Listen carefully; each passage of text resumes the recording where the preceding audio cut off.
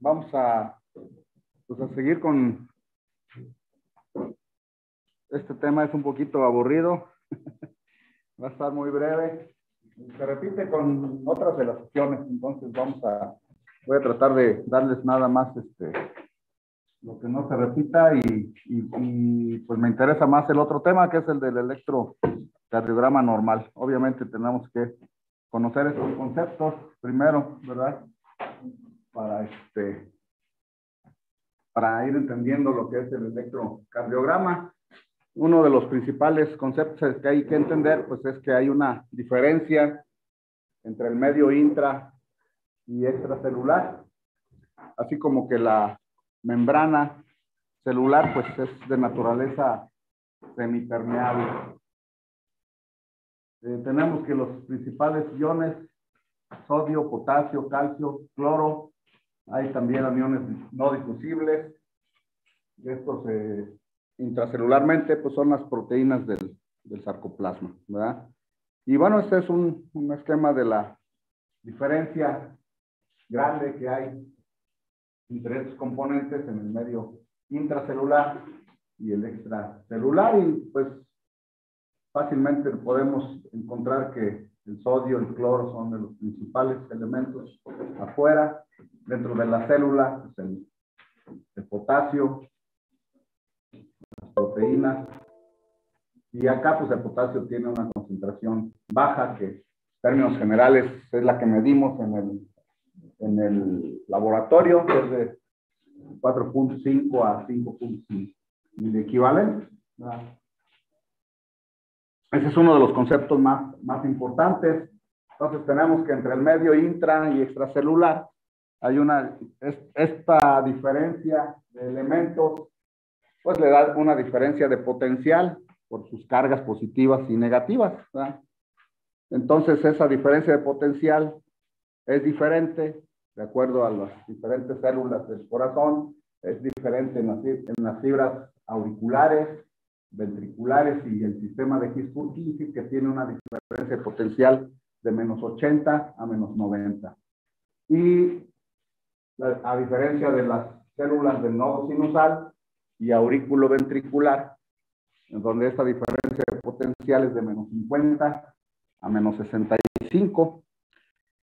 Esta diferencia de potencial permanece estable hasta que existe un estímulo, es decir, la célula está en reposo, pero polarizada. Polarizada, pues quiere decir que hay esa diferencia de potencial, ¿verdad?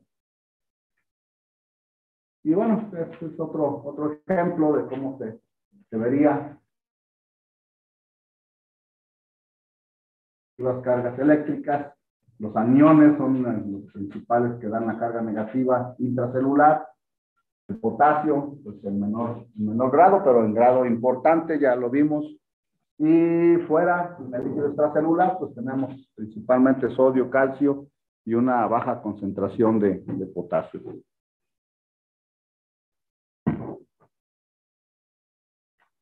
Bueno, cuando la célula se estimula, se produce el llamado potencial de acción transmembrana. Hay una clase especial de este potencial de acción, por eso pues vamos a tratar de no ser repetitivos.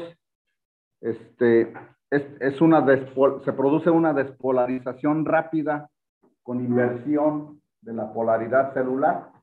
El interior se vuelve positivo a 10, 20 milivolts, seguido de una repolarización lenta. Y este es el diagrama del potencial de acción en las células no automáticas. Las células no automáticas son fibras ventriculares, básicamente, y esta es la serie de intercambios iónicos que se suceden en cada una de las etapas del potencial de acción. Como pueden ver, empieza con el 0, ¿verdad? Son 5 etapas, pero numeradas de 0, 1, 2, 3, 4. Entonces la fase 0 es la entrada rápida de sodio. Esto, vuelvo a decirles, tiene su traducción clínica. Esta es una fibra ventricular. Entonces, en la clínica, si lo hacemos lo trasladamos a la clínica. Una extrasístole ventricular, por ejemplo, en el quirófano, ¿verdad? Y sabemos que esa célula o esa extrasístole se generó en una célula ventricular cuya causa de la despolarización fue la entrada rápida de sodio, pues utilizamos un bloqueador de la entrada rápida de sodio, ¿verdad? En este caso, como antiarrítmico, es la gilocaína que conocen para anestesiar la anestesia local, pues en cardiología fue uno de los principales antiarrítmicos utilizados desde hace ya muchos años. Entonces, ahí es donde me interesa, pues, que los aspectos tanto anatómicos como electrofisiológicos, pues, los valoren en el sentido de que son fundamentales de conocer, porque nos van a permitir, si yo le meto un bloqueador de canal de calcio a una arritmia cuyo origen es entrada rápida de sodio, pues se va a quitar, ¿verdad que no? Entonces, se los digo porque esto se llega a hacer, ¿verdad? Se llega a hacer en la práctica y pues no hay nada más equivocado que eso. Entonces, bueno, hay un tema exclusivo del potencial de acción. Este es el potencial de acción de las células automáticas, que son las células del nodo sinusal y las células del nodo auriculoventricular. Y aquí, la fase 0 está dada por la entrada rápida de calcio, o la entrada de calcio. No es rápida, esa no es rápida. Entonces, si tengo una arritmia originada en el nodo AB, pues entonces ahí sí la voy a tratar con un bloqueador de calcio, ¿verdad? Porque la fase 0 es la entrada de calcio.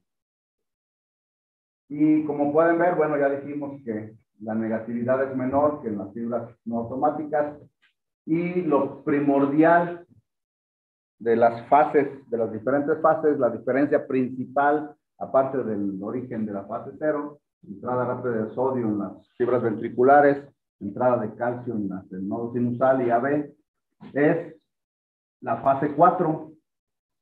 Si se fijan aquí, la fase 4 es horizontal, ¿verdad? Entonces eso quiere decir que mi potencial de acción de menos 85 por sí solo nunca va a llegar al 0 o a hacerse positivo por sí solo, a menos que llegue un estímulo que lo despolarice. En cambio, la característica que le da el automatismo a las células del nodo sinusal y del nodo AB es esa fase 4 ascendente, ¿sí? Entonces, entre una despolarización y otra, la fase 4 inicia su ascenso hasta que llega al potencial umbral y solita se puede despolarizar. El potencial umbral es, bueno, ahorita lo vamos a definir, pero es el potencial al cual una célula se puede despolarizar. La ventricular, pues jamás va a llegar sola, ¿verdad? La línea horizontal, pues no hay modo que esta línea algún momento llegue a menos 60, menos 55. En cambio esta va ascendiendo, llega al potencial umbral y se inicia nuevamente una despolarización. Y evidentemente esta fase 4 se le llama de despolarización diastólica espontánea. Entonces, bueno, vamos a describirlas así rápidamente, pero pues, bueno, les decía, hay un tema, vamos a seguir, bueno, hay un tema especial del potencial de acción. La fase 0 o de ascenso es la fase de despolarización rápida, causada por la corriente de entrada de sodio en las fibras no automáticas, ya dijimos. El canal de sodio se activa por voltaje y al alcanzar la fibra, el potencial umbral, y luego se inactiva o se apaga, lo que permite que la fibra quede inactivable un lapso de tiempo después de generar un potencial de acción. La fase 1 es la repolarización rápida o precoz. Después del pico inicia el descenso rápidamente y después sigue una meseta, que es la fase 2. Aquí interviene principalmente la corriente de calcio.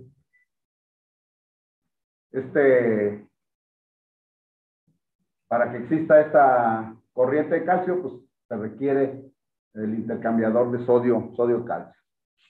La fase 3, la repolarización rápida final. Después de esta mesetita viene el descenso causado por las corrientes de potasio, por un lado, y finalmente esta corriente de IK1 se activa al final de la repolarización y es la encargada de mantener el potencial de reposo. Está presente en todas las células. Y la fase 4, que es la que les dije, pues ya vimos que la diferencia principal entre las del nodo sinusal IAB y las ventriculares es que en las ventriculares es horizontal, el nodo sinusal IAB, que son células automáticas, es ascendente. Este es de un ventricular. Y pues bueno, otra vez aquí les puse diferentes, esta es la diferencia entre una fibra de Purkinje o de ventricular y una fibra de nodo sinusal. Los diferentes potenciales, que aquí están otra vez ilustrados, las diferentes formas del potencial de acción. Bueno, umbral son términos que tenemos que conocer. El umbral es el potencial alrededor de menos 70. Los canales rápidos de sodio se abren, los canales rápidos al alcanzar menos 75, menos 90, comienzan a cerrarse lentamente y se cierran completamente hasta la fase 2. Refractariedad es el tiempo que tarda una célula en recuperar su excitabilidad. Hay periodo refractario absoluto, en donde ningún estímulo es capaz de volverla a despolarizar, y el relativo, donde un estímulo lo suficientemente potente sí puede ser capaz de volver a despolarizar esta célula. Entonces, periodo refractario absoluto, bueno, cuando ningún estímulo la despolariza, y el vulnerable es cuando sí hay, la célula es excitable. Bueno, existe un periodo de supernormalidad o fase de excitabilidad supernormal, que es un pequeño intervalo en el que desciende el umbral de excitabilidad. Se encuentra comprendido entre el periodo refractario relativo y la fase 4, que sería el periodo supranormal. Bueno, las propiedades de las células, ese también hay otro tema específico, entonces no me voy a entretener ahí. También es importante que conozcamos la velocidad de la conducción en cada uno de los diferentes estructuras. En el nodo senoauriculares de 0.1 a 0.2 metros por segundo. Vean el nodo AB, 0.05 a 0.1 metros por segundo. Es la más lenta. Esto es importante que lo recuerden. La velocidad de conducción es mucho más lenta en el nodo aurículo-ventricular que en el resto de las estructuras. Del miocardio va a tener un reflejo en el electrocardiograma, por eso les comento. Y en el adulto mayor, pues precisamente la disfunción del nodo aurículo-ventricular, pues es causa de una de las entidades más frecuentes, que es el bloqueo aurículo-ventricular. Y bueno, pues este es un esquema en donde nos muestran la diferente morfología de cada uno de los potenciales de acción dependiendo de dónde se originan, las células del nodo sinusal, el miocardio auricular, las células del nodo AB, y pues ya las de His, Purkinje y las fibras ventriculares, y la correlación en tiempo con las diferentes ondas del electrocardiograma, ¿verdad? que son la onda P, que es la despolarización auricular, el intervalo PR, que es el retraso que sufre el impulso eléctrico al llegar al nodo auriculoventricular. Esa es la traducción de que en el nodo auriculoventricular sea más lenta la conducción. Entonces me da un intervalo de tiempo, una línea horizontal, y después ya viene la despolarización ventricular, que me da el QRS, la repolarización ventricular, que me da el segmento ST, la onda T, y una ondita aquí que es la onda U, que ya es una onda que no sé. Y ya bueno, después viene ya el intervalo de tiempo que le sigue de un latido a otro. Muy importante, la vascularidad. Esto ya lo vieron en anatomía, pero muy importante en la clínica, ¿verdad? Cuando tenemos un infarto por obstrucción de la coronaria derecha o bien de la coronaria izquierda, el nodo sinusal está irrigado por la arteria del nodo sinusal en el 60% de los casos originada en la coronaria derecha y en el 40% se origina en la coronaria, en la circunfleja, en la arteria circunfleja, que es rama de la coronaria izquierda, ¿verdad? Entonces, acuérdense. Muy bien, obviamente esto le permite tener una protección. Se tapa la derecha, pero parte de su flujo puede, o en algunos pacientes, pues, el flujo principal puede venir de la circunfleja, que es rama de la coronaria izquierda.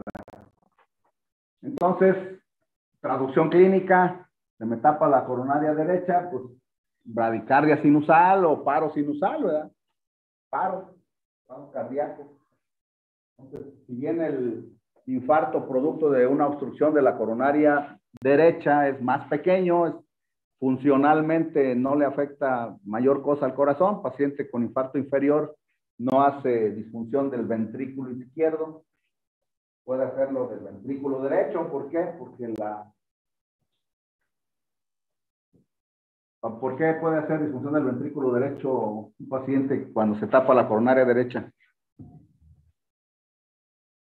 Anatómicamente. Acuérdense de voy a dar un repaso de coronarias, porque sí me interesa que se las aprendan muy bien.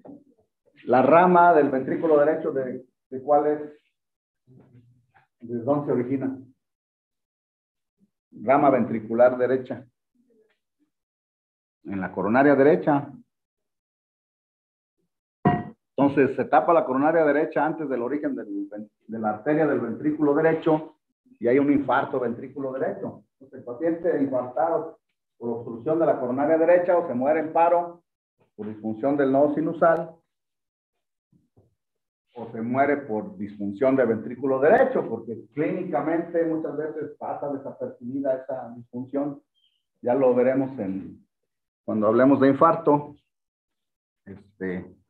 ¿Qué detalles tenemos que mencionar? Pero pues esto es fundamental, ¿verdad?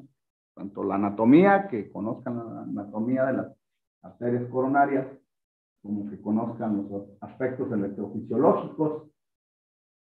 El nodo AB, otra causa aquí pues no sería de muerte, porque aunque si no responde el ventrículo, pues también se muere el paciente. Nodo AB es una rama de la arteria dominante, 90% de la coronaria derecha, 10% de la izquierda. Infarto del corazón por obstrucción de la coronaria derecha me produce bloqueo AB completo, ¿verdad? Se bloquea el nodo AB, no hay irrigación del nodo AB, se bloquea el nodo AB. Aquí pues bueno, también es otra de las causas, ¿verdad? De muerte súbita en el infarto. Bloqueo AB completo con falta de respuesta de marcapasos subsidiarios, pues el paciente cae en paro y adiós mundo cruel. Entonces, frecuentemente hay respuesta de los marcapasos subsidiarios, ventricular o nodal, en este caso, que rescata al paciente, ¿verdad? Rescata al paciente del paro. El haz de His recibe doble vasculatura. Las ramas de la arteria del nodo AB y por ramas de la primera septal de la descendente anterior.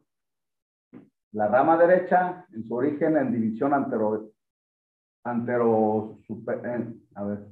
en división anterior izquierda de las ramas septales altas de la descendente anterior. O sea, el haz de His tiene, acuérdense, la rama izquierda tiene dos divisiones, el fascículo antero superior y el fascículo póstero inferior. Bueno, no sé si lo vieron, pero en años más recientes quiere decir para electrocardiografía, que tiene más de 100 años. Reciente, pues hace 20 años, ¿verdad? 15 años, se determinó que existe otro haz intermedio. Sin embargo, tanto su alteración no se ha determinado cómo se observa en el electro, la de estos otros dos sí, ya lo vamos a ver. Y se considera pues que es un fascículo inconstante. Entonces nos seguimos quedando específicamente o en la práctica clínica como que la rama izquierda tiene dos fascículos. El fascículo posterior tiene doble vasculatura de las septales anteriores y posteriores.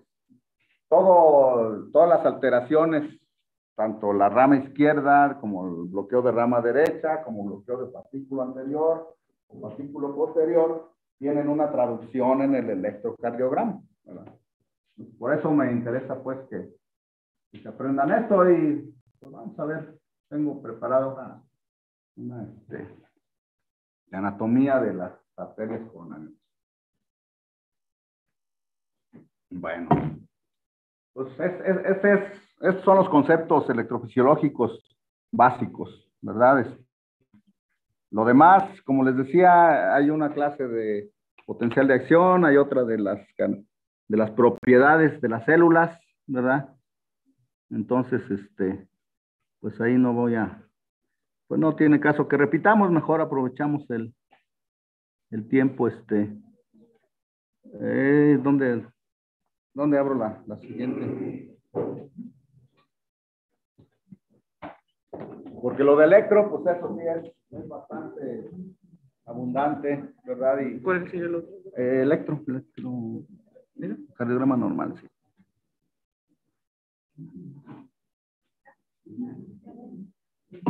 Estas sí vamos a llevarlas pues durante todo el curso.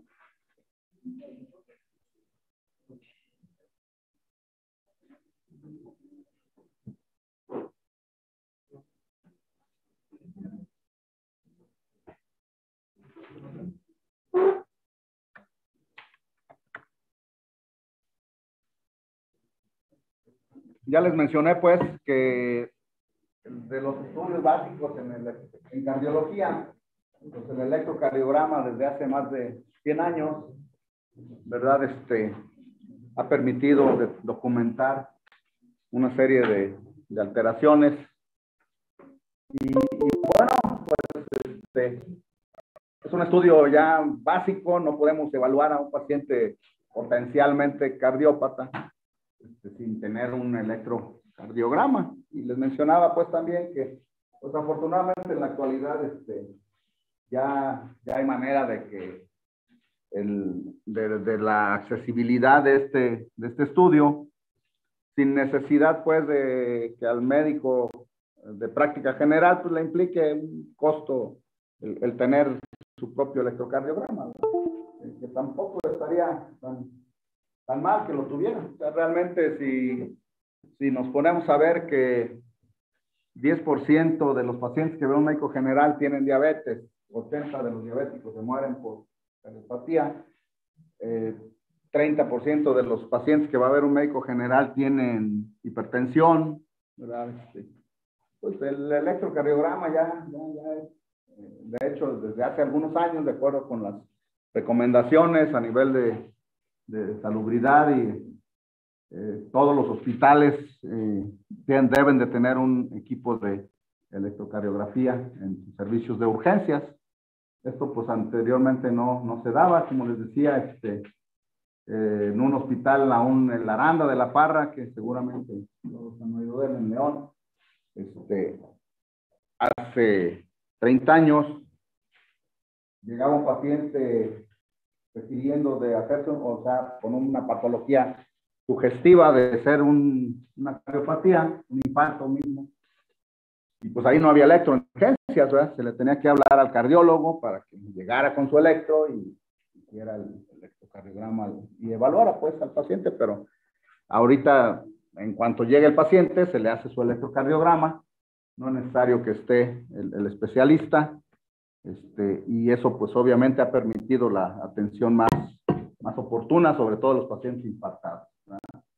Entonces, bueno, hay que aprovechar esa situación, pedirle a nuestro paciente un electrocardiograma, una radiografía de tórax. También no se imaginan la cantidad de sorpresas que se pueden llevar viendo una radiografía de tórax, ¿verdad? Y a veces una cosa tan simple, pacientes con insuficiencia respiratoria, simplemente tomarle una placa de tórax, está congestiva, bueno, pues ahí se está infartando a lo mejor, está limpia, pero el paciente se está ahogando, pues a lo mejor es una tromboembolia pulmonar, ¿verdad? Que en la placa de tórax no me va a dar en ese momento alguna evidencia de algo. Tiene una neumonía, tiene una tuberculosis miliar, por eso está ahogándose. Entonces, pues aquí, como les decía otra vez, y les vuelvo a insistir desde esto, el sentido común es, como dicen, el más difícil de encontrar de los sentidos, pero tienen que, cuando están ante un paciente, tienen que utilizar el sentido común. Y pues bueno, obviamente les puedo mencionar situaciones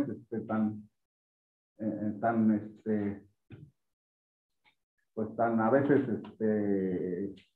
incomprensibles, ¿verdad? Yo trabajé 6 años, bueno, trabajé X tiempo en un hospital general y me hablaban a veces, bueno, tengo presente un caso, una señora de 70 años que llegó por taquicardia de 140, ¿no? 140 por minuto, saturando 70. Pues, tiene taquicardia, pues háblenle al cardiólogo, ¿verdad? El sentido común que utiliza urgencia. Ni siquiera le tomaron una placa, ni siquiera le toman, electro, pues ahí está la taquicardia sinusal. Le mando tomar su placa porque obviamente a la auscultación, pues había una serie de hallazgos en la exploración respiratoria y era una tuberculosis miliar, ¿verdad? Entonces, ¿qué hacía el cardiólogo viendo una TB miliar, ¿verdad? Un estado de choque 90-60, pues háblenle al cardiólogo, ¿verdad? Es el que maneja la presión. Era un sangrado tubo digestivo. Entonces, no lleguen a ese grado de estudien bien al paciente, interróguenlo bien, actúen de una manera con sentido común, simplemente pídanle un estudio, ¿verdad? Pídanle su radiografía, pídanle, háganle su electro. Obviamente, aunque ahorita pues ya es difícil hablar de que es poco frecuente el infarto antes de los 30 años, puede ser que un paciente que llegue de 20 años con dolor retroesternal se esté infartando, pero aquí la causa pues va a ser coca, ¿verdad? Por cocaína. De hecho, gracias a que estuve en este hospital general, me tocó ver infartados por coca, 21 años, 19 años. Pero bueno, la generalidad de los infartados son por enfermedad aterosclerosa, formación de trombo, y esto se da pues, de los 35 años en adelante, ¿verdad? Entonces, me refiero a que siempre hay que pensar pues, en lo más frecuente, ¿no? Siempre que llegue un paciente con cierto tipo de síntomas, un niño con dolor de pecho, pues puede ser un infarto, ¿no? O sea, un origen anómalo de arterias coronarias, pero pues es rarísimo eso. Entonces, lo más frecuente en un niño con dolor de pecho, hay que buscarle otras causas, ¿verdad? Y bueno, pues el electrocardiograma se lo debemos a al genio de Wilhelm Einthoven, que ganó el premio Nobel en 1924, ¿verdad? Por el descubrimiento del mecanismo del electrocardiograma. Este es el primer electrocardiograma y pues el paciente parecía un preso que estaba en la silla eléctrica. Ahorita el electrocardiograma les cabe en la palma de la mano. Un electro, de hecho, pues con el celular se puede hacer un electrocardiograma con el equipo adecuado, ¿verdad? Entonces, todo eso es lo que ha cambiado. Gracias al genio de Wilhelm Einthoven, pues tenemos esta herramienta diagnóstica que después de más de 100 años, en 1924 ganó el premio Nobel, pero pues él lo describió en 1901. Entonces, ya hace más de 100 años y sigue teniendo vigencia en la actualidad el diagnóstico de infarto agudo de miocardio, que es la entidad que mayor mortalidad tiene en el mundo, ¿verdad? Causa de mayor de mortalidad. Pues el diagnóstico requiere de hacerlo con un electrocardiograma. Los hallazgos del electrocardiograma son los que nos van a dar la clave para el diagnóstico de un infarto agudo. 100 años después, entonces, bueno, el electrocardiograma pues es el registro gráfico de los potenciales eléctricos que produce el corazón, ¿no? Del potencial de acción, ya lo vimos. Este es el registro en papel de este potencial de acción que se obtiene desde la superficie corporal, aunque también se puede obtener dentro del organismo, como aquí lo mencionamos. Se puede hacer un estudio del interior de las cavidades cardíacas, en este caso se le llama electrocardiograma intracavitario, o bien se le puede poner una sonda de nasogástrica al paciente, meter ahí una derivación precordial, y bueno, en ese caso sería un electrograma intraesofágico. Son variantes que bueno, esta obviamente sí se utiliza, esta casi ya no se utiliza, lo hacíamos porque, de hecho a mí nunca hubo necesidad de hacerlo, pero se hacía porque de esa forma tenemos una onda P mucho más visible. Ya vamos a ver de las ondas. La onda P es la onda auricular. Y eso me permitía distinguir entre una taquicardia auricular de una taquicardia nodal.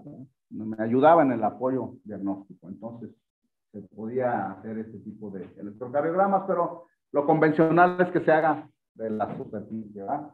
Se colocan los electrodos, brazos, piernas y precordiales, mediante un equipo que se le denomina electrocardiógrafo. Ya vimos el primer electrocardiógrafo. Vamos a ver ahorita algunos otros tipos que hay. Este es ya un computarizado, ¿verdad? Los cables, obviamente existe una serie de cables mediante los cuales se conecta el paciente al equipo, 4 cables para extremidades. Aquí muy importante, bueno, no se fíen mucho de los colores. Los colores de los cables varían de acuerdo a la marca del equipo, ¿verdad? Entonces no hay que fiarse de los colores. Es muy importante la colocación de los cables. Si ustedes invierten la posición de los cables, pues me va a impedir hacer una interpretación adecuada de mi electrocardiograma. Se puede hacer, pero pues bueno, obviamente no hay como hacerlo correctamente. Se requiere pues tener al paciente tranquilo, en un ambiente adecuado. Hay que explicarle al paciente lo que se le va a hacer. Es uno de los estudios en los cuales hay que descubrir al paciente.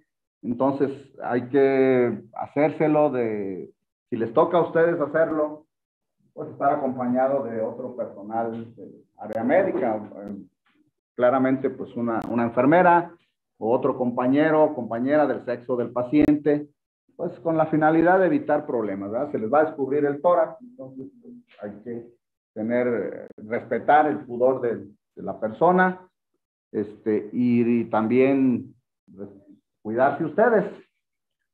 Este, la mayoría de las veces cuando hagan un estudio en el que implica invadir la intimidad del paciente, procuren siempre estar acompañados.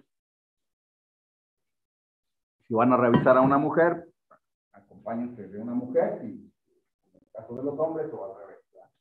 Eso pues, es una recomendación. No se imaginan, existen problemas médicos legales por cuestiones de ese tipo. Evítenlas en lo posible. Entonces, bueno, cada cable tiene en la punta la denominación de la parte donde va.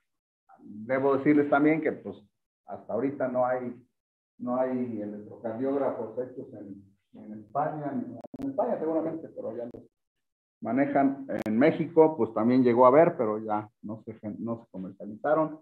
Entonces, las iniciales pues vienen en inglés, ¿verdad? RA es brazo derecho, LA brazo izquierdo, la pierna derecha es la tierra, es la N, y a veces la otra pierna viene como F de foot, o a veces viene left leg y right left, ¿verdad? RL y LF. Y LL, left leg. Entonces, pues bueno, ahí dice en qué parte va. Por eso apréndanse esas letritas, ya lo van a ver en la práctica, o lo vamos a ver en la práctica que hagamos electro. No se aprendan los colores, realmente no sirve, aunque en la mayoría, pues el blanco es brazo derecho, negro brazo izquierdo, verde negro, pierna derecha, y rojo o verde la pierna izquierda. Pero como les digo, varía de acuerdo a la marca, ¿no? Entonces no tiene caso. Los precordiales están enumerados, son 6 electrodos, B1, B2, B3, hasta el 6.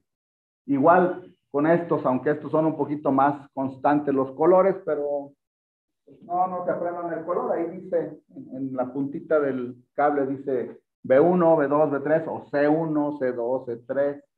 Entonces, pero sí es muy importante la colocación. Vamos a ver electrocardiogramas tomados con inversión de cables, ¿verdad? Colocados en zonas que no deben o invertidos, vamos a decir. El error más frecuente, se los digo de una vez, es poner el cable del brazo derecho en el lado izquierdo y al revés, ¿verdad?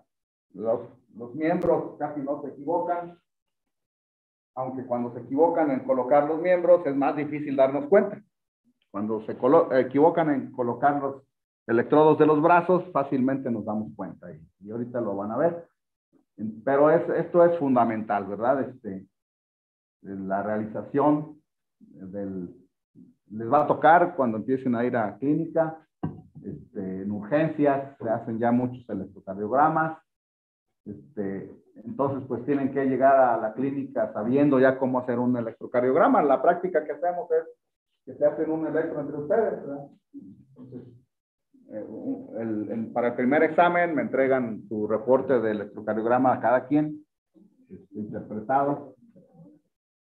Entonces, entonces tienen que ir a la clínica ya sabiendo por lo menos haber hecho un electro. A lo mejor más de alguno de ustedes que ya ha ido o ha tenido oportunidad de ir a algún hospital, pues ya le ha tocado hacerlo, ¿no? Pero al final de cuentas se vuelve una rutina, pero a veces también las rutinas nos nos implican excedernos de confianza y no nos fijamos bien en dónde colocamos los electrodos, ¿verdad? Entonces, bueno, aquí como les decía,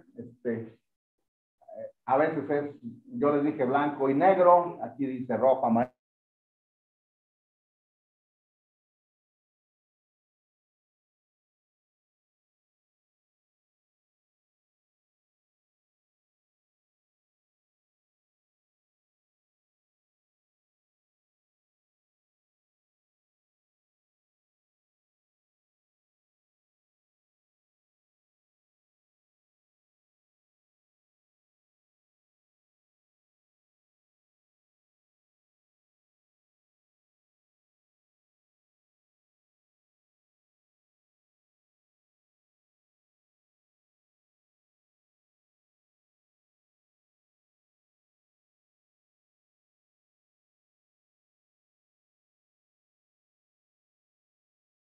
Así que no, no la piensen. Los que finalmente decidan hacer la práctica general o de medicina interna, pues con más razón, ¿verdad? Medicina interna es mucho más importante contar con un electrocardiograma y obviamente pues acordarse de este curso que vamos a llevar para saberlo interpretar, ¿verdad? Entonces, bueno, la técnica pues de realización del electrocardiograma, hay que limpiar la piel donde vamos a colocar los electrodos. Estos se colocan mediante estas pinzas. Actualmente eran pintitas de caucho, ya casi no existen. Estas pinzas tienen una placa de metal que va al tornillo, donde se mete la punta del electrodo. Hay que limpiar la piel. La recomendación es que pongan la placa de metal en la parte donde hay más músculo, no en el hueso, para que no se haga tanta interferencia. Entonces, en el caso del brazo, pues no hay tanto problema, ¿no? De los dos lados hay músculo. Pero en la pierna no lo pongan sobre la tibia. Pues hay que ponerlo en la parte donde hay músculo, que es mejor la conducción, menos interferencia. Se limpia con una torunda con alcohol para eliminar la grasita de la piel que puede provocar interferencia eléctrica. Se coloca la pinza. Tomen esa precaución porque pues a veces les digo, la rutina ya también nos hace equivocarnos. Hay que poner la placa en la parte donde limpiaron, ¿verdad? No limpien este lado y la placa la ponen del otro lado, pues no tiene sentido. Pero nos podemos equivocar si no tomamos las precauciones adecuadas.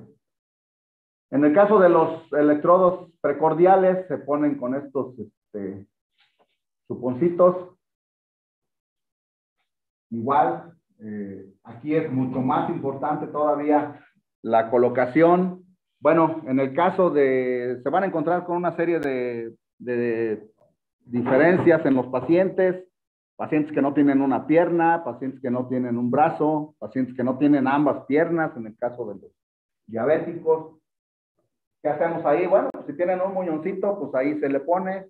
Si no tienen ni muñón, porque pues la pinza no da, tampoco para acá, pues separen el metal de la pinza, ¿verdad? Lo pegan con una tela adhesiva en la base del tronco. Si no hay muñón, en fin, pues a veces hay que ingeniárnoslas, ¿no? O sea, pero son cosas que se van a enfrentar a estas situaciones. Y bueno, pues hay que quitarle la placa de metal, pegarla con una cinta y ahí en la parte más distal del tronco, del lado donde está esa extremidad. Y pues son variantes que el propio paciente nos obliga a ingeniarnos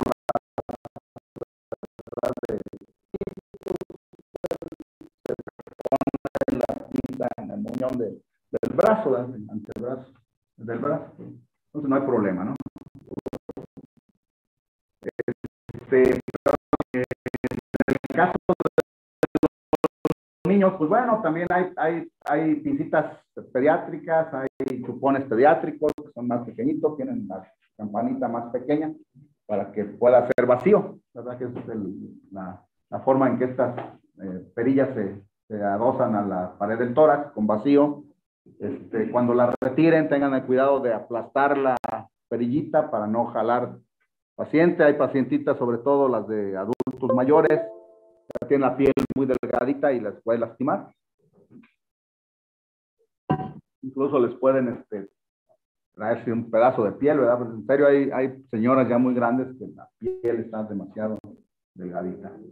Entonces, bueno, el electrocardiógrafo lo que hace es amplificar la señal del registro electrocardiográfico e inscribirla sobre papel.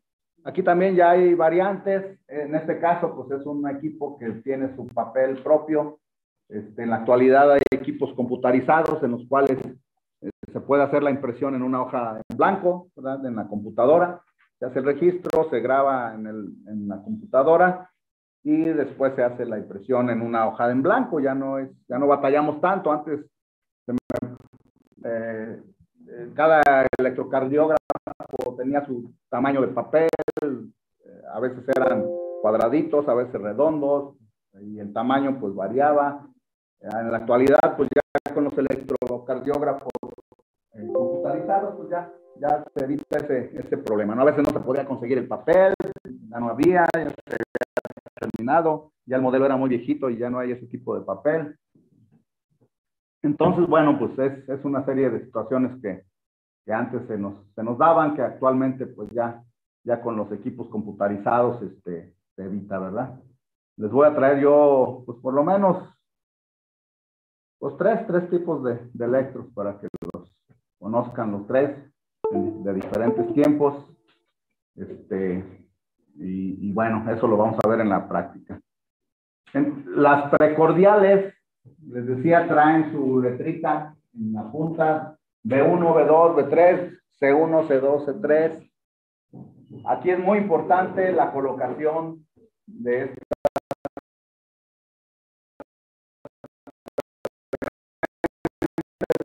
Tenemos que ubicar el ángulo de Lewis, ¿verdad? Que es la unión entre la cabeza y el cuerpo del esternón. Es una prominencia que pues a todos más o menos se nos siente ahí luego, ¿verdad? Menos que esté muy gordito el paciente, pero si no, es muy fácil ubicar el ángulo de Lewis.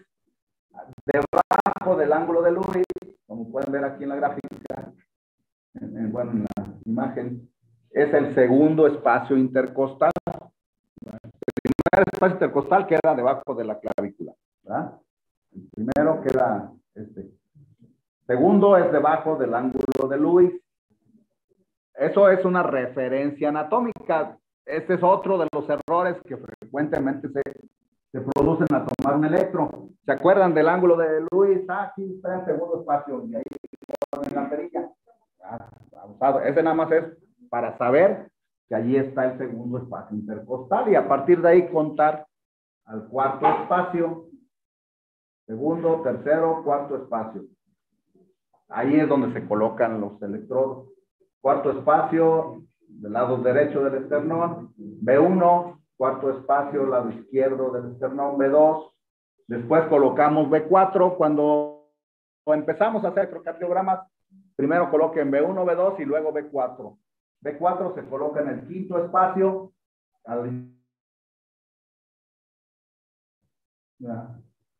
Así, para fines prácticos, en el hombre, debajo de la tetilla. En la mujer, pues bueno, hay que tomar esa precaución. Por eso les decía, siempre acompáñense de otra persona. Hay que tocar a la paciente, hay que moverle.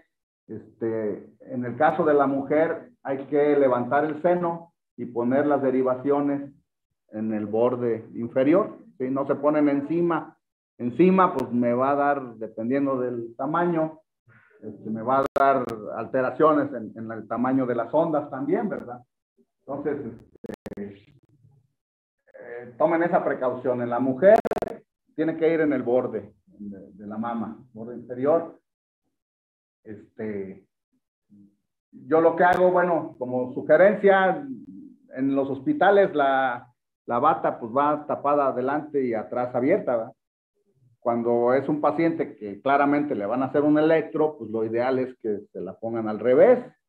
Si tienen la bata tapada por delante, pues o le sacan este brazo y le descubren todo el seno, o le levantan todo y pues aparte de los senos le descubren todo lo demás. Entonces, bueno, yo lo que hago es ponérselas con la abertura por delante, les recorro la bata, les queda cubierto su seno, ¿verdad? Respetando siempre pues el pudor de las personas, ¿verdad? Esto es bien importante, ¿eh? O sea, y son detallitos que son tan simples, pero que hay que tomar providencia, precauciones para la realización de todos estos estudios. Sobre todo les digo cuando hay invasión de la intimidad del paciente, y acompáñense siempre de otro elemento del personal hospitalario.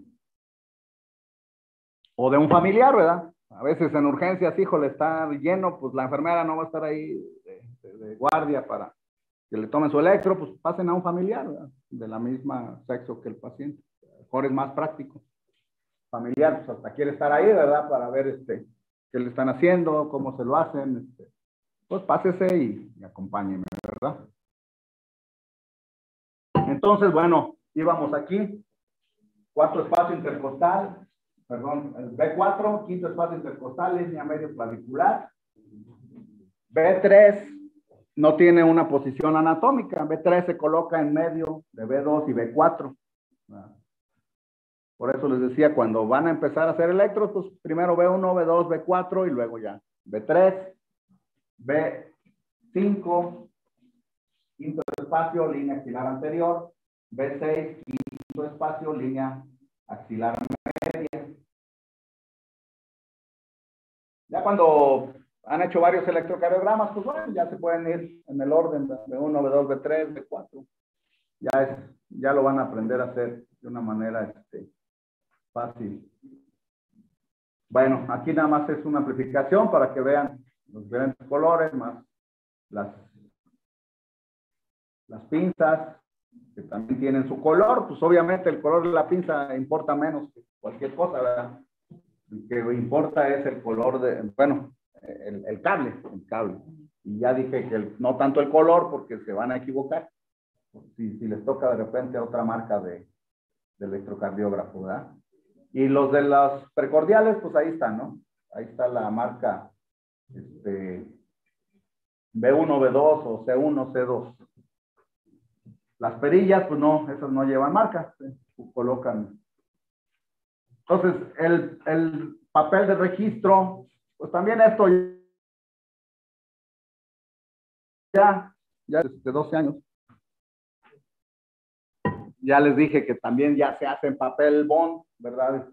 Pero obvio que la computadora pues les va a imprimir, de todos modos se requiere la impresión de las líneas milimétricas que tenía el papel del electrocardiógrafo. Todavía van a encontrar muchos con papel especial, ¿verdad?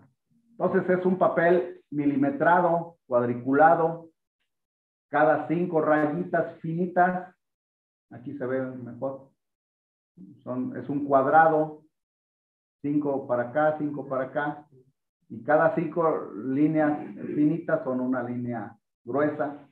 Cada 5 líneas gruesas es un segundo.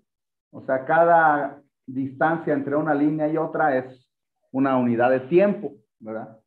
Eso pues, es indispensable que lo sepamos.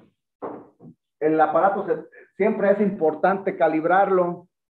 Hay aparatos que automáticamente les ponen, la calibración es esta. Para saber yo que 1 milímetro, pues es a 0.1 milivolts, ¿verdad? Esa es la calibración adecuada de un electrocardiógrafo. 1 milivolt es igual a 10 milímetros.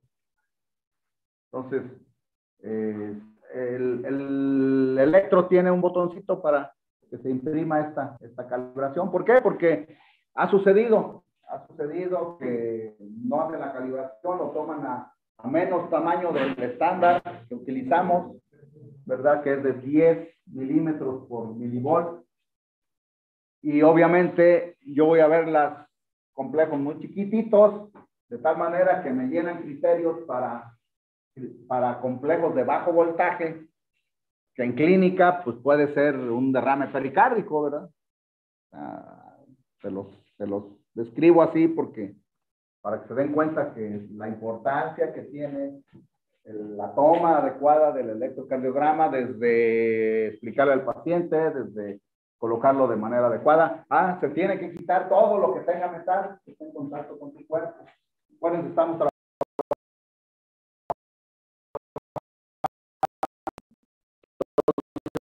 Hay que quitarle todo. Lo que se les implanta de metal, eso no interfiere, ¿verdad? Las prótesis de cadera, de rodilla, en general eso no hace mucha interferencia. Pero sí, si trae llaves, si trae lentes, si trae collares, trae pulseras, ese es un punto muy importante, ¿eh?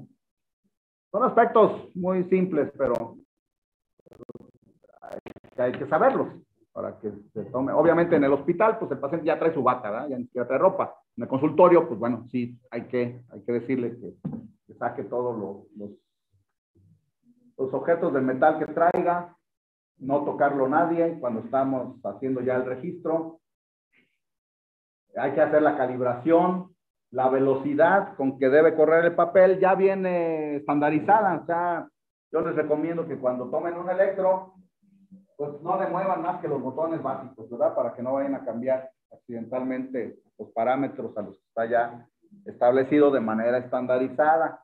La velocidad a la que corre es 25 milímetros por segundo. Pues obviamente esto cuando es un rollito, ¿verdad? Ya en una hoja de papel bond, pues bueno, ya no importa la velocidad. Digo, sí importa que esté programado el equipo a 25 milímetros, puede estar a 50. Y les decía yo, sucede, porque me sucedió hoy con un amigo médico muy buen internista y se equivocó en la interpretación del electro de su papá, ¿verdad? O sea, nada malo pasó, ¿verdad? Me llevó su electro. No, bueno, pues les digo que y es un excelente internista, ¿eh? Me llevó su electro bien preocupado. Oye, mi papá trae 35 latidos por minuto, ¿verdad? Pues ya lo vi, caray, pues se ven. Entonces empezamos a hacer las mediciones de las ondas, ¿no? Pues obvio que van a estar al doble todas. Entonces la frecuencia estaba a la mitad, eran 70 por minuto. Pues ya le aclaré la situación y pues se fue feliz de la vida. Pero bueno, o sea, para que vean que hasta un médico bien preparado se puede equivocar, ¿verdad?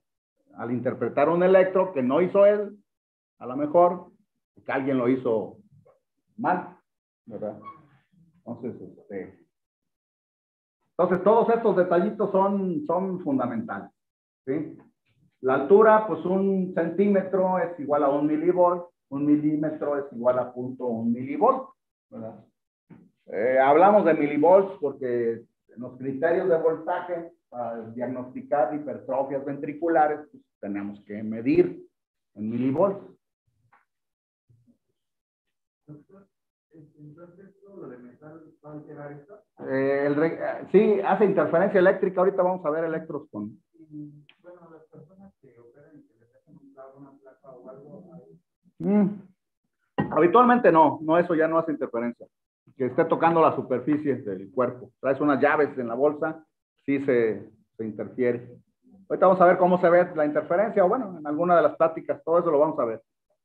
Pero sí, eso es fundamental, que los lentes, los aretes, las pulseras, collares, llaves, monedas, todo se elimine. Les decía, bueno, en un hospital ya está encuadradito el paciente, ya trae su bata, pues ahí ya se obvia ese paso, pero...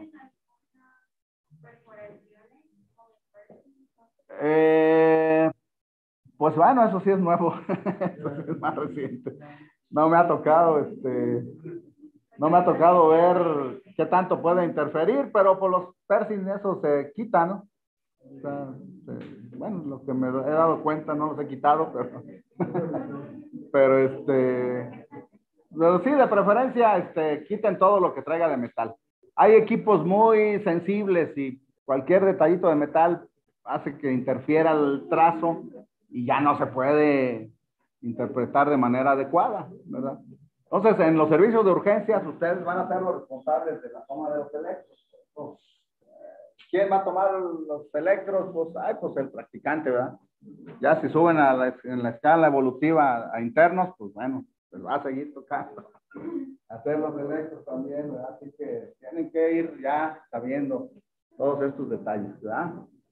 Entonces, bueno, el concepto de derivación electrocardiográfica son puntos de contacto entre el electrocardiógrafo y la superficie del paciente, donde se captan los potenciales eléctricos, ¿verdad?, generados por el corazón.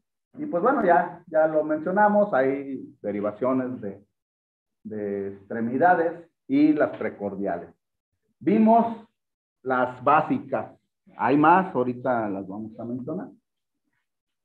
Bueno, este es en una gráfica se pueden trasladar las derivaciones, ¿verdad? Cada derivación tiene una parte positiva y una negativa. Y Las derivaciones en el plano frontal, pues son bipolares, que son las de los miembros D1, D2, D3. D1 es el brazo izquierdo al brazo derecho. D2, pierna izquierda al brazo derecho. D3, pierna izquierda al brazo izquierdo. Ahorita lo vamos a ver. Esto forma un triángulo, que es el triángulo de Eindhoven, ¿verdad? Eindhoven, pues, es el médico que empezó a describir la interpretación del electrocardiograma.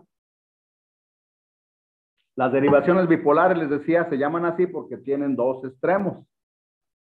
De aquí a acá, de aquí a acá y de acá a acá, ¿verdad? Entonces, ahí está descritos cuáles son sus extremos. Las monopolares son un punto. ABR es brazo derecho. Digo, pues el hombro, ¿verdad? ABL es el izquierdo, el hombro izquierdo. Y ABF es el pico del triángulo en las extremidades. Acuérdense que las extremidades, una es derivación, la otra es electrodo de tierra, ¿sí?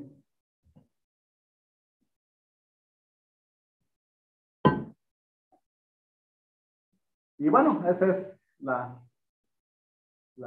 representación gráfica de las bipolares, que son dos puntos, ¿verdad? Dos puntos, y las monopolares, que son un solo punto del triángulo, o los ángulos, ¿verdad?, del triángulo.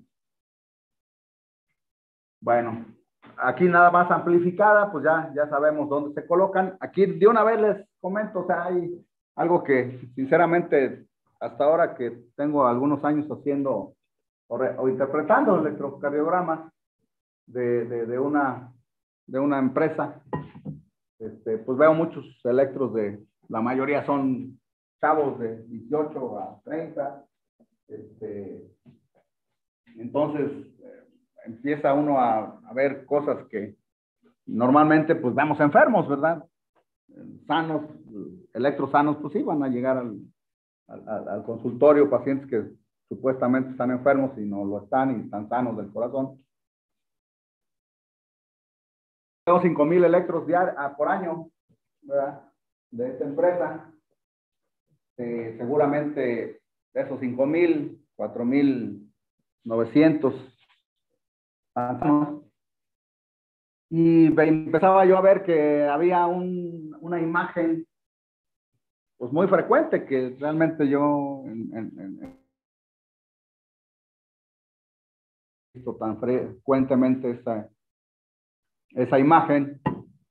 La vamos a ver, les voy a enseñar un electro. Pero para que vean la importancia, pues es una imagen de como si estuviera bloqueada la rama derecha del corazón. Voy a muchas ramas derechas, muchos bloqueos incompletos de rama derecha. Caray. Y sinceramente yo no me había leído en algún libro que esta fuera la razón. Pues obvio me puse a revisar qué está pasando. Y bueno, pues sí hubo un libro que me dio la explicación. Si yo pongo esta derivación en lugar del cuarto espacio, lo pongo en el tercero o en el segundo, me va a dar esa imagen, ¿verdad? Entonces, pues bueno, eso es bueno saberlo, porque para que sepan que un electro con derivaciones mal colocadas pues va a dar una imagen patológica, que puede ser patológica. Bueno, hablando de la comunicación interauricular que mencionamos la clase anterior, esa se acompaña de bloqueo incompleto de rama derecha. Entonces, si yo oigo un soplito, le veo un botoncito ahí dilatado en la pulmonar, en la placa, y aparte un bloqueo rama derecha, pues es una CIA, ¿verdad? Pero a lo mejor el electro son acompañantes estrictos, esos datos clínicos que les acabo de dar, de comunicación interauricular, ¿verdad?, que ya dijimos que es muy frecuente, que es la patología congénita que se diagnostica con mayor frecuencia en los adultos, porque se pasa por alto el diagnóstico en las edades más tempranas, porque es muy poco expresiva. muy poco expresiva, es un soplito que nada, pues es fisiológico, es la pila de la compu. Entonces, este es un detalle, bueno, se lo menciono porque pues, yo mismo no lo tenía ubicado, ¿verdad? Que por eso fuera, entonces, pues bueno, ya les hago la sugerencia a los que toman, porque yo no tomo los electros, me los mandan ya tomados. Ya les hago la sugerencia, ¿sabes qué? Están colocando mal los electrodos. Corrijan ese detalle, ¿verdad? Entonces, son cosas, como les digo, simples, pero que tienen su importancia en algún momento dado, ¿verdad? Bueno, aquí ya les pongo de una manera más clara las derivaciones. Les digo, estas son las básicas. También existen derivaciones del lado derecho, que están en la misma posición, pero en hemitórax derecho. Las que me interesarían más son B3 y B4 derechas. También existen derivaciones del lado izquierdo, B6, B7, B8, que se siguen yendo por el mismo espacio intercostal, línea axilar posterior, infraescapular y espacio vértebro escapular, ¿verdad? Cuando hago todas esas derivaciones, le llamo un círculo completo, ¿no? Se circula todo se utilizan estas mismas, el electro no trae más de 6 derivaciones precordiales, ¿verdad? Entonces se utilizan las mismas, pero se cambian de lugar. En los niños es frecuente que utilicemos B3, B4, que observa más ventrículo derecho. En el infarto inferior, que es ocasionado por la arteria coronaria, obstrucción de la coronaria derecha, siempre que vean un infarto inferior, bueno, aquí me estoy adelantando mucho, pero hay que hacer derivaciones derechas para hacer diagnóstico de infarto de ventrículo derecho. ¿Sí? Si no lo hacen, ¿qué puede pasar si no diagnostican un infarto de ventrículo derecho? Pues nomás que se muera el paciente, ¿verdad? Por choque cardiogénico que no debió de haber existido. Se hubiera corregido simplemente metiéndole volumen. Con eso lo corregimos. Bueno, también hay abdominales también para diagnosticar infarto ventrículo derecho en el Instituto de Cardiología. El doctor Gustavo Medrano ideó estas derivaciones abdominales, subcostal derecha, subesternal y subcostal izquierda. Se observan mejor los cambios de infarto en algunos casos de infarto de ventrículo derecho. Doctor Gustavo Medrano, pues es de los pioneros de la electro en el Instituto Nacional de Cardiología. No es mi pariente, por cierto. Y junto con el doctor Sodi Payares, pues se hicieron un libro, ¿verdad? Que es el libro clásico que todos, la mayoría de los cardiólogos que les damos clases, llevamos del Instituto Nacional de Cardiología, ¿verdad? Ya no se los mencioné porque es muy complicado ese libro, ¿eh? O sea, la verdad, pues ahorita ya hay libros más didácticos, más entendibles. Pues nomás para que se den idea, yo entendí ese libro hasta la 5ª vez que lo leí. Ya cuando lo entienden, pues ya se hace bonita la cardiología y la electro, ¿verdad? Pero mientras, pues, está muy complicado. Entonces, y no es tan complicada, ¿eh? La verdad, yo en los primeros años que empecé a darles clases, les decía, nosotros nos enseñaron la electro, así como que con ganas de que no aprendiéramos, ¿verdad? Para no quitarles la chamba a los cardiólogos o no sé, pero ese libro era la muerte, ¿no? Para nosotros. Afortunadamente, pues ahora vamos a tratarles de enseñar pues las cosas de una manera simple y van a ver que no es tan complicado, ¿verdad? Pero sí tienen que dedicarle tiempo, eso sí les comento. Este es el triángulo de Eindhoven. Eindhoven estableció una ley para poder saber también si mi electro está bien tomado. Hago esta ecuación. D2, el tamaño de D2 debe ser igual al de 1 más D3. Si no están iguales, está mal puesta Una de las, casi no lo hacemos en clínica, pero decía, es fácil, el error más frecuente es invertir los brazos y nos damos cuenta muy fácilmente sin necesidad de hacer esto. A lo mejor cuando es las piernas, ahí sí la impresión en el electro es más difícil de apreciar. Y bueno, aquí nos está diciendo pues cómo es cada uno de los complejos, las diferentes derivaciones.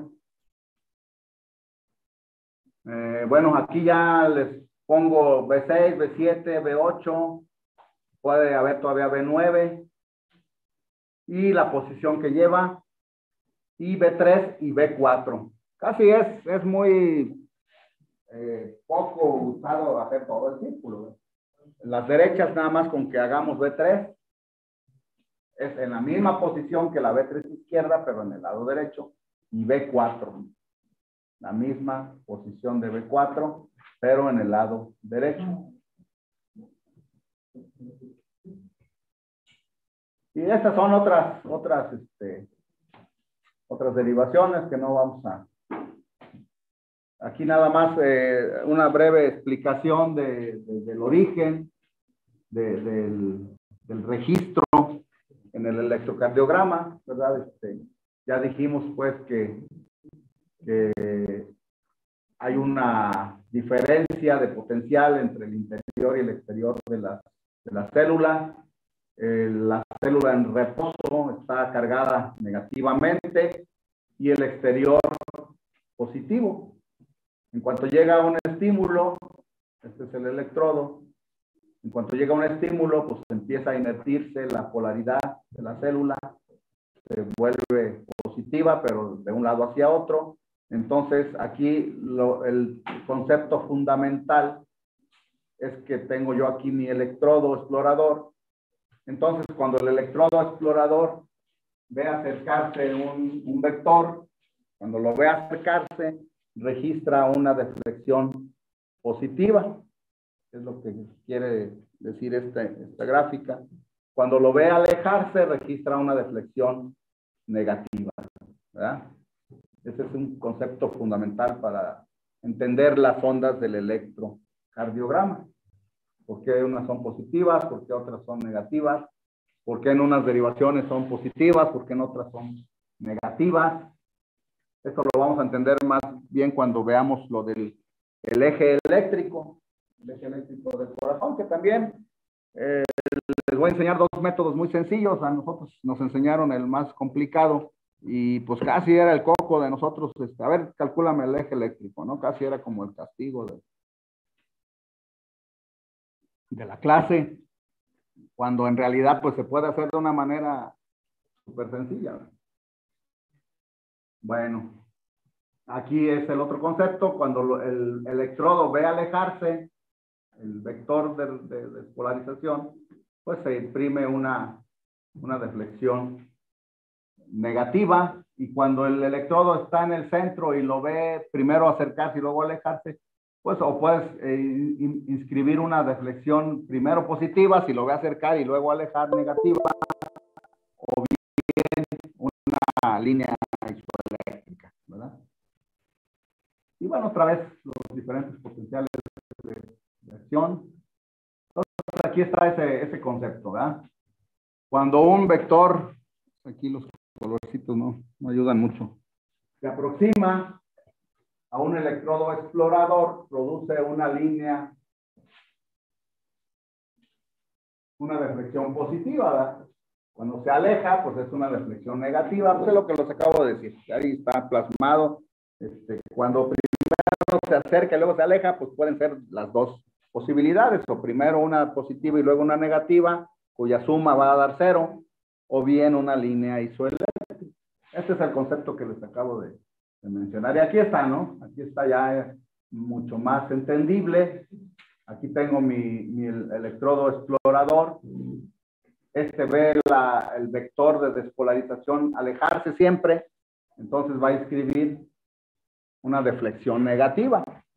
Ya ahorita les vamos a dar nombre a esas deflexiones, ¿no? Esto es lo que necesitamos saber es esto. Este otro electrodo está en otra parte donde ve acercarse siempre al vector de despolarización y va a inscribir una deflexión puramente positiva. Y este es el electrodo intermedio que les había mencionado, que ve primero acercarse y luego alejarse, pues inscribe una deflexión primero positiva y luego una negativa del mismo tamaño, o bien simplemente inscribe una línea isoeléctrica, porque si finalmente la suma algebraica de estas dos pues es cero en la línea isoeléctrica. Entonces ese concepto es fundamental, ¿sí? Vector el electrodo explorador, lo que ve acercarse positivo, lo que ve alejarse negativo, ¿sí? Eso a la hora del eje eléctrico lo vamos a requerir acordarnos de este concepto. Y bueno, ya trasladado al electrocardiograma, aquí tenemos por ejemplo la despolarización del ventrículo izquierdo. El vector se acerca a mi electrodo explorador que está en el tórax, me inscribe una deflexión positiva. La despolarización es diferente, ¿verdad? De tomo la despolarización también se hace de adentro hacia afuera, entonces se acerca al electrodo explorador y esta es la onda P. También la repolarización me va a inscribir una deflexión positiva, porque la despolarización también se hace del endocardio al epicardio. Bueno, aquí está otra. No me voy a entretener mucho con esto porque les digo que hay una clase específica, ¿verdad? Y bueno, nada más un poquito de anatomía, que me interesa mucho que se aprendan bien la anatomía tanto de las arterias coronarias como del sistema de conducción, ¿verdad? La nomenclatura a veces es un poquito diferente con el anatopatólogo y el clínico, ¿verdad? Entonces, por ejemplo, por darles un ejemplo, la arteria interventricular anterior, así se llamaba, o así la mencionan los morfologistas, ¿verdad?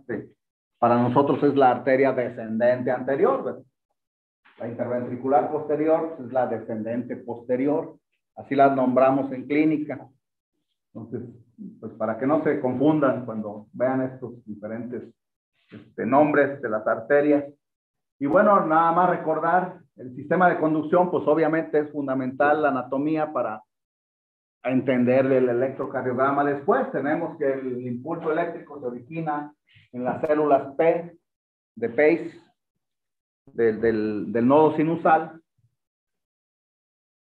Después de aquí se traslada, ¿verdad? Hacia el nodo AB. Se han mencionado 3 fascículos internodales, anterior, medio y posterior. Tienen su nombre propio, ya no se utilizan los nombres propios casi en anatomía.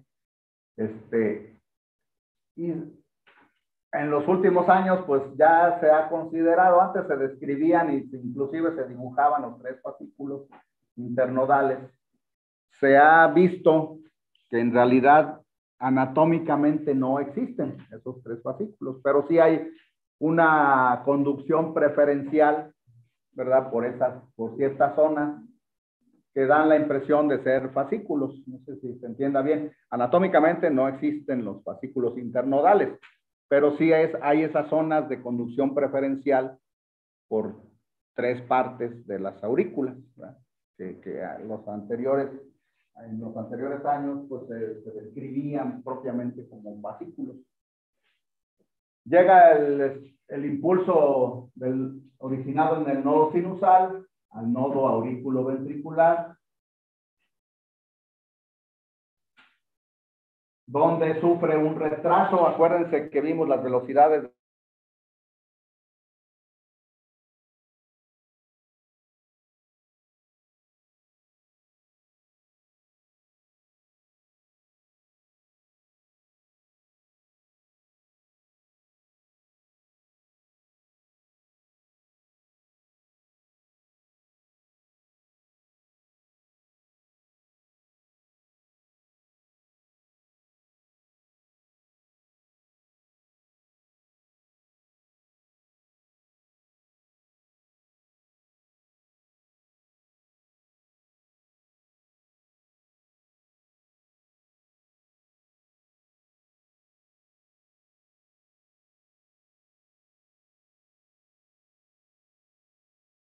mencionan, hay un estudio donde salió esto.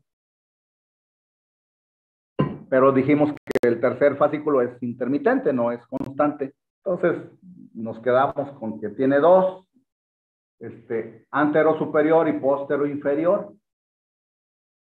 Entonces, sabiendo la anatomía, pues bueno, en el electrocardiograma vamos a tener la representación impresa de los diferentes trastornos del sistema de conducción, ¿verdad? Pues no, si sinusal está disparando bien, pues voy a tener mis ondas P constantes a una frecuencia de 60 a 100, que es la frecuencia del nodo sinusal. El nodo AB conduce bien, pues voy a tener una onda, un PR de cierta medida, que ahorita los vamos a ver. Conduce con retraso mayor al fisiológico, pues el segmento que corresponde a la conducción de aquí, que se representa en el electrocardiograma como segmento PR, va a estar más largo, ¿verdad? Si se retarda la conducción aquí de manera más prolongada que normal, que fisiológicamente debería ser, pues la medición de la línea que representa el segmento PR va a estar más largo. Esa ya es una patología. Si se retarda o se bloquea la conducción en el nodo AB, pues va a haber un bloqueo auriculoventricular, ¿verdad? Así se llama.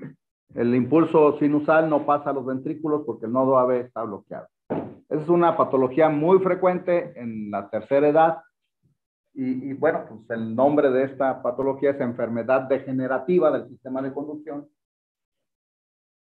Ese es el nombre. El apellido pues puede ser bloqueo AB completo, bloqueo AB de primer grado, segundo grado, tercer grado, o bloqueo trifascicular, etcétera. Ya eso lo vamos a ir viendo. Si se bloquea la rama derecha, pues voy a tener en el electrocardiograma una representación del bloqueo rama derecha. Si el impulso a los ventrículos, si está bloqueada la rama derecha, bueno, en condiciones normales, mi impulso va a ir prácticamente al mismo tiempo a ambos ventrículos, ¿verdad? Por estas haces que son las ramas derecha, rama izquierda, y finalmente por las fibras de Purkinje. Si hay un bloqueo de la rama derecha, el impulso se va a ir nada más por la izquierda, ¿verdad? Entonces, va a despolarizar primero la rama izquierda que despolariza, pues el ventrículo izquierdo, ¿verdad? Se va a despolarizar primero el ventrículo izquierdo, y ya que termine de despolarizarse, hay un vector de salto de onda que se le llama, que atraviesa el septum y se va a despolarizar el ventrículo derecho. Entonces, obviamente, la despolarización habitual de los ventrículos dura entre 80 milisegundos a 120 milisegundos. Cuando se bloquea una rama y el impulso tiene que ir primero a un ventrículo y después a otro, pues obviamente va a haber un retardo, ¿verdad? En la despolarización de los dos ventrículos, y entonces el QRS se ensancha. Entonces se manifiesta en el electrocardiograma como ensanchamiento del QRS. Y lo contrario también, se bloquea la rama izquierda, entonces el impulso va a ir por la rama derecha, despolariza el derecho, después se brinca mediante el vector de salto de onda al izquierdo y lo despolariza. Pero eso va a implicar más tiempo, no los 120 milisegundos que son normales, ¿verdad? Otro concepto muy importante, tenemos en los ventrículos, dijimos que hay rama derecha, rama izquierda, que se divide en dos fascículos. Entonces tenemos un sistema trifascicular, ¿verdad? Así se le llama. Tenemos rama derecha, fascículo anterior y fascículo posterior. Es un sistema trifascicular. ¿Por qué es importante? Porque en la práctica clínica, si yo tengo un bloqueo rama derecha, pues es un fascículo. Si tengo un bloqueo del fascículo anterior de la rama izquierda, pues es un fascículo. Si tengo un bloqueo del fascículo posterior de la rama izquierda, también es un fascículo nada más. Pero si tengo un bloqueo de la rama principal de izquierda, entonces tengo bloqueado el fascículo posterior y el anterior, ¿verdad? Porque se bloqueó la rama principal que los da origen. Entonces es un bloqueo bifascicular, ya desde ahí. Bloqueo completo rama izquierda significa bloqueo de la rama izquierda antes del origen del fascículo anterior y el posterior. Entonces están bloqueados dos fascículos. ¿Por qué es importante? Pues porque si se me empieza a bloquear el tercer fascículo, ¿qué se imaginan que suceda? Pues no hay despolarización ventricular, ¿verdad? Por lo menos no hay la conducción del impulso de aquí arriba hasta abajo. Si se bloquean estas tres, igual que si se bloquea el nodo AB.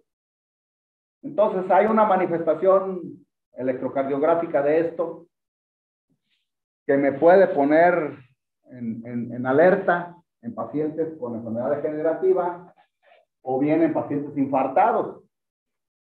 Si yo tengo un infarto agudo de miocardio y se me bloquea la rama derecha, el paciente llega infartado, a las 2 horas se bloquea la rama derecha. Bueno, hay que seguir haciendo sus electros, seguimiento electrocardiográfico completo, no nada más el monitor. A las 6 horas se bloquea el fascículo anterior. Ya tiene 2 fascículos.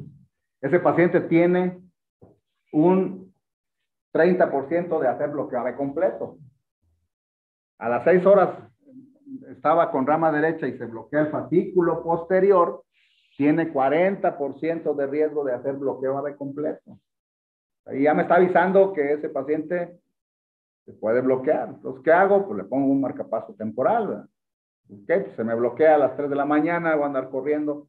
Mejor tengo un alto porcentaje de probabilidad de que se haga un bloqueo AB completo, un infarto agudo, pues es una causa de muerte súbita, ¿verdad?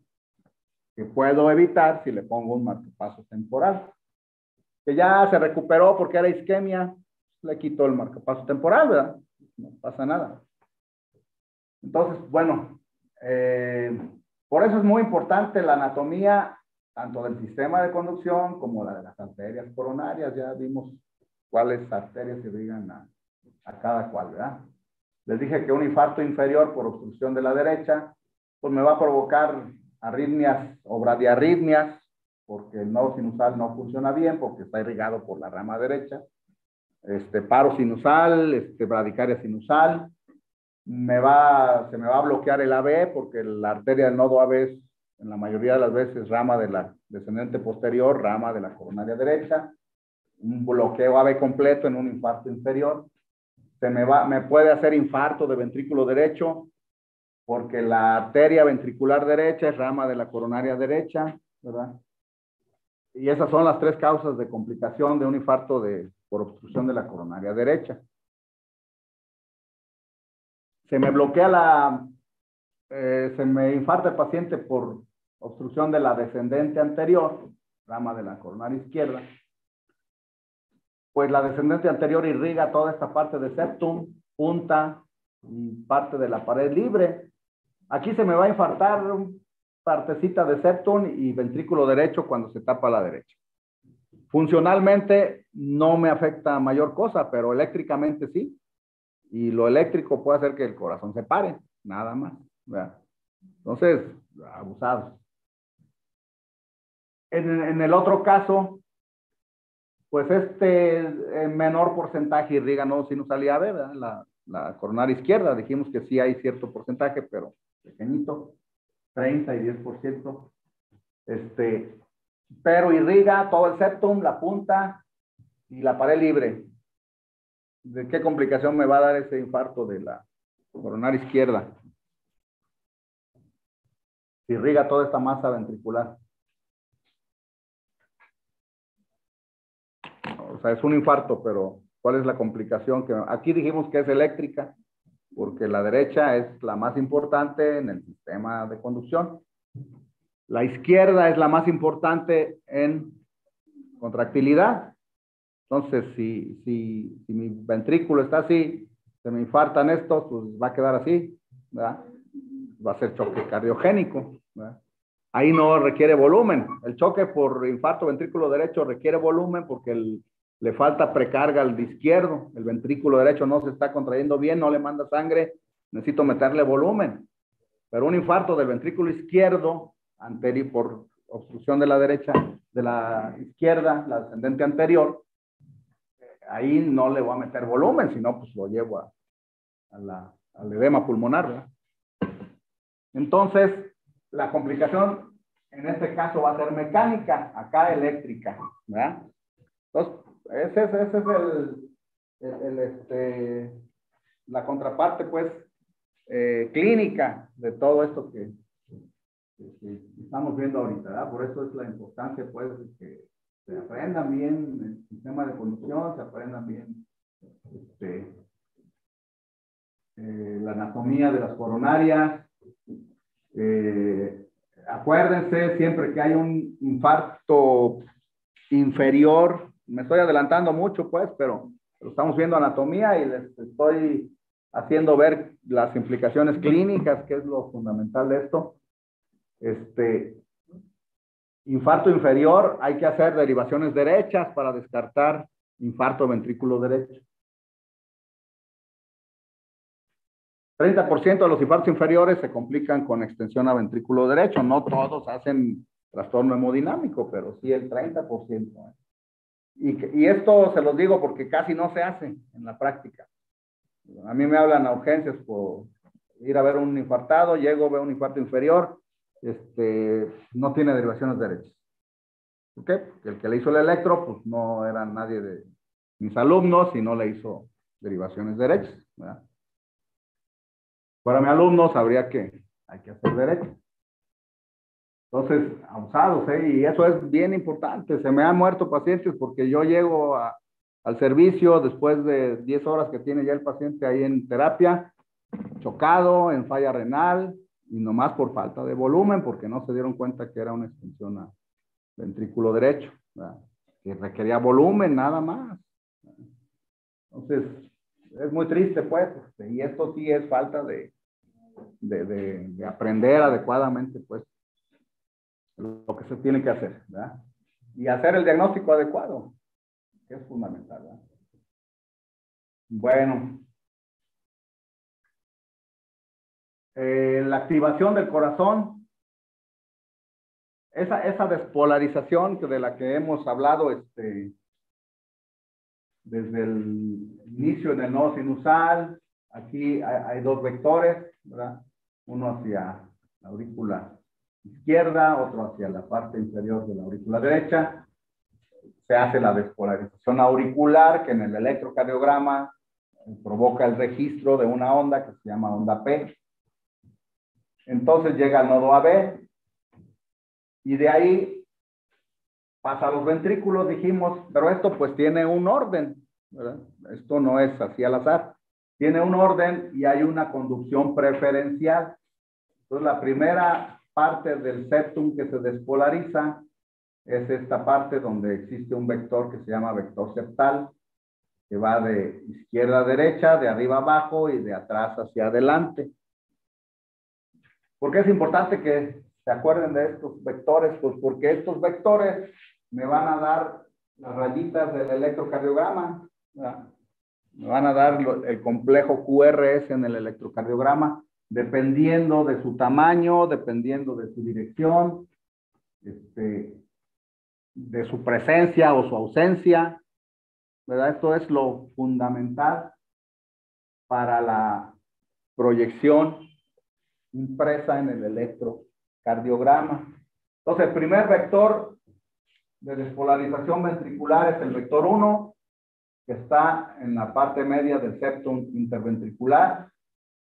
Incluso está determinado, no me acuerdo si traigo diapositivas, pero está determinado en los libros de electro en milisegundos, ¿verdad?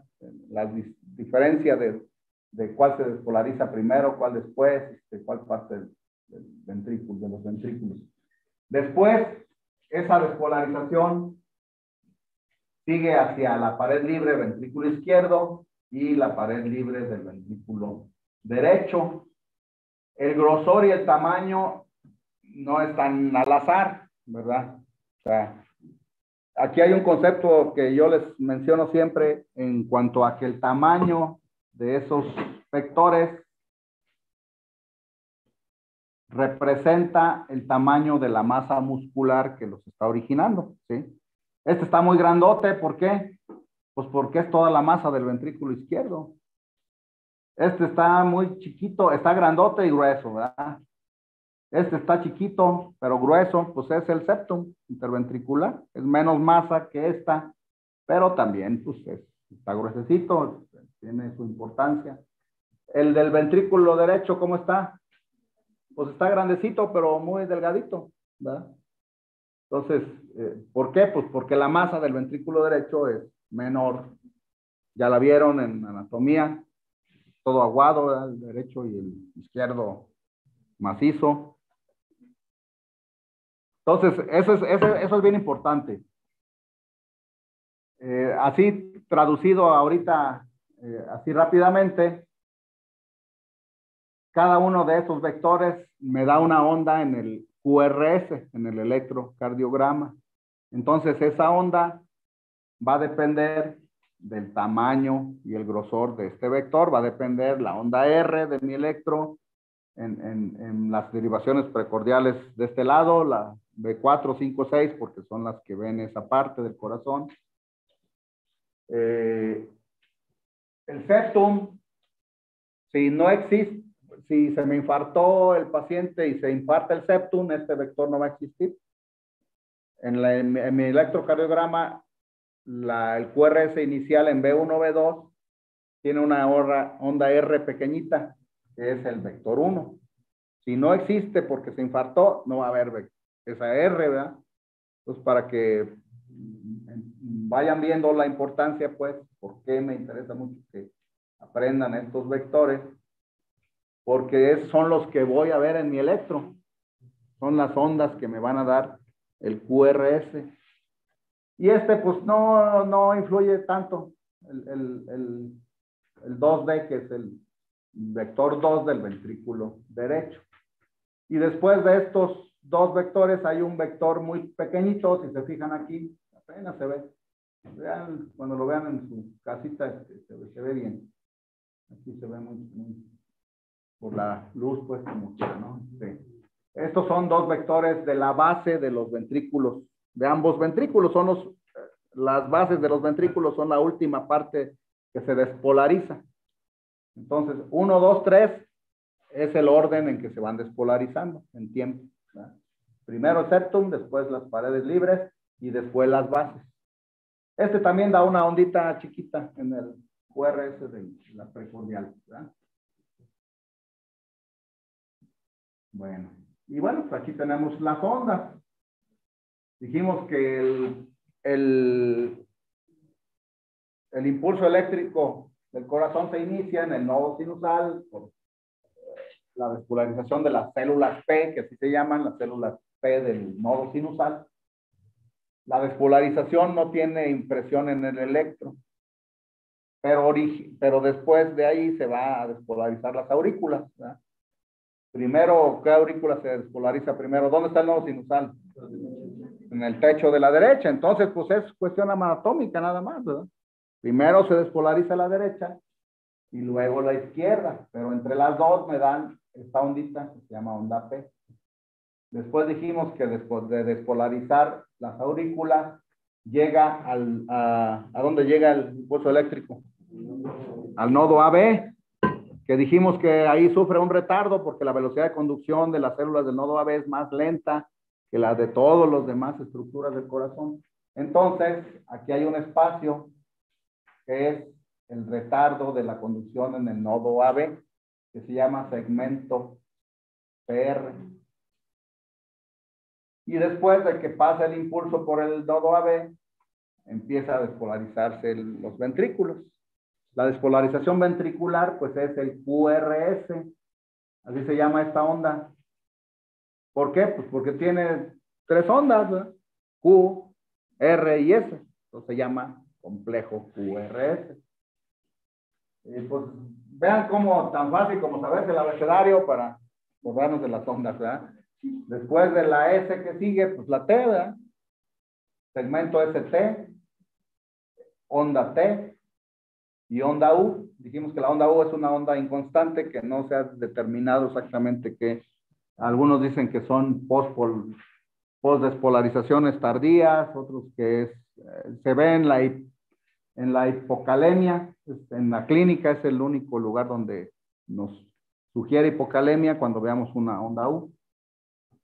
Pero fuera de ahí no hay otra explicación todavía muy clara, ¿verdad? Bueno, vamos a ir hablando de nomenclatura, del electrocardiograma. Un espacio de tiempo en el electro, si incluye ondas, se llama intervalo. Si no incluye ondas, como este pedacito, ¿cómo les dije? Se llama segmento. Entonces, cuando lleva este pedacito también, ¿cómo se llamaría? De aquí a aquí. Segmento también. Este es el segmento ST. ¿Verdad?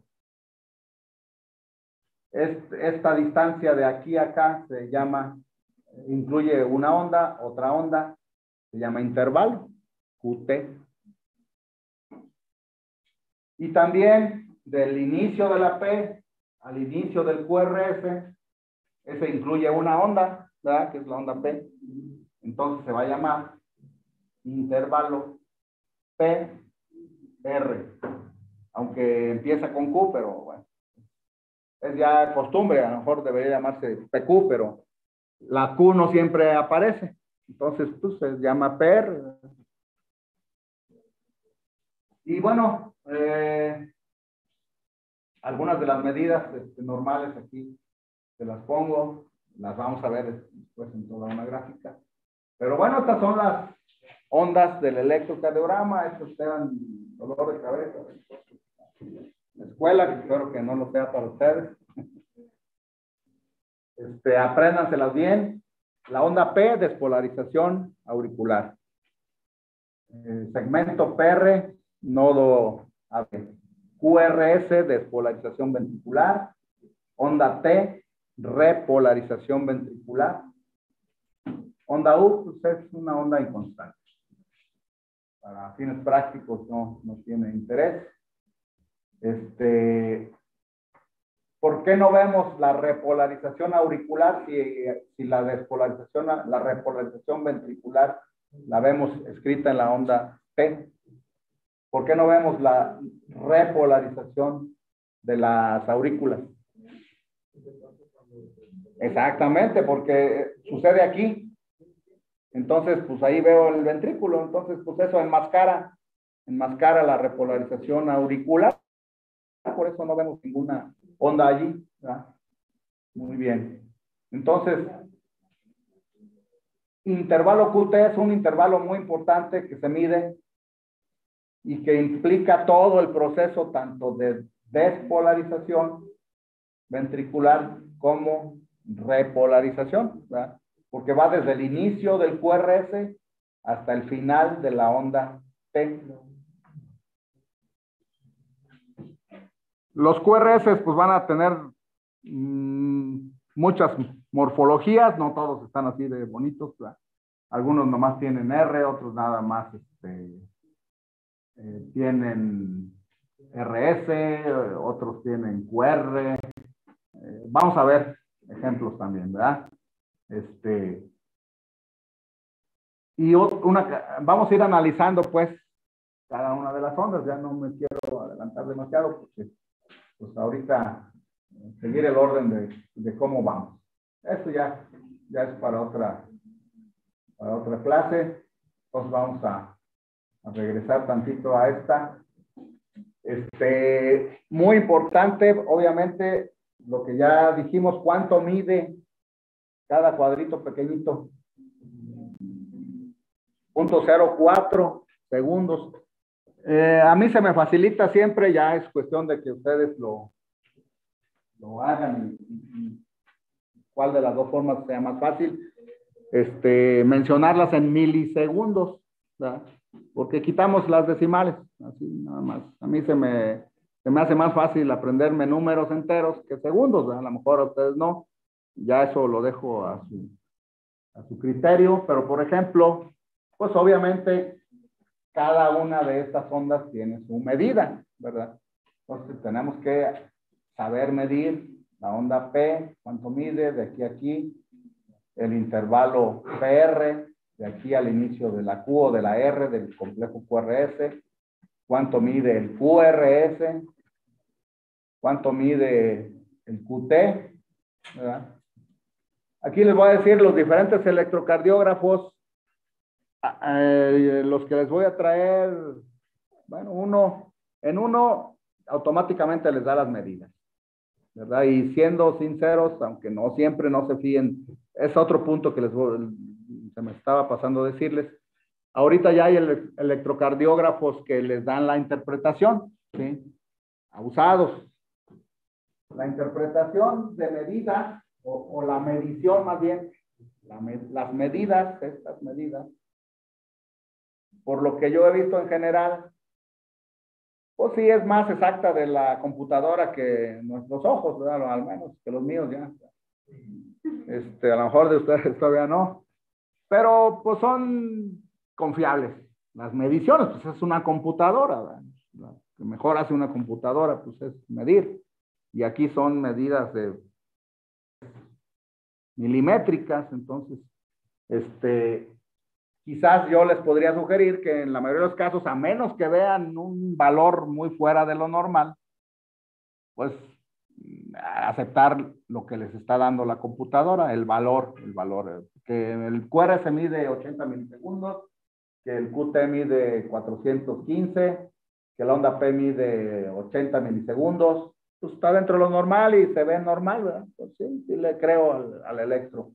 Pero la interpretación subjetiva, abusados, eso, pues gracias al CIMI y a la vida digna, nos llegan muchos pacientitos, ¿verdad? Porque pues las interpretaciones los asustan a la gente, que un infarto aquí, que una arritmia acá, que uno a esto, pues ahí va el pobre paciente a buscar al cardiólogo.